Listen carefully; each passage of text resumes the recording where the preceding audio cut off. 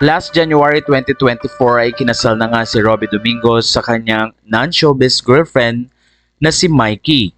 Ayon sa mga netizen, sa kabila ng mga pinagdadaanan at mga pagsubok ay nandoon si Robbie Domingo para sa kanyang asawa.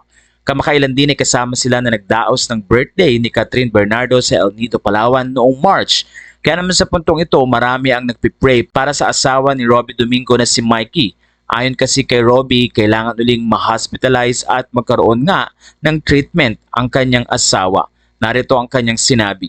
Life update about 8.5 hours of IV treatment for Mikey last week, about 10 hours in the hospital.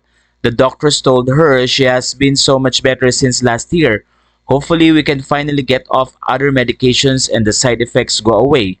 Proud of you, Mags. Kaya naman patuloy ang pagpipray ng mga kaibigan ni Robbie Domingo. Si Vicky Bello, from your lips to God's ears, Heavenly Father, please continue to heal Mike's from this autoimmune disease. Heal her from top of her head to the tips of her toes.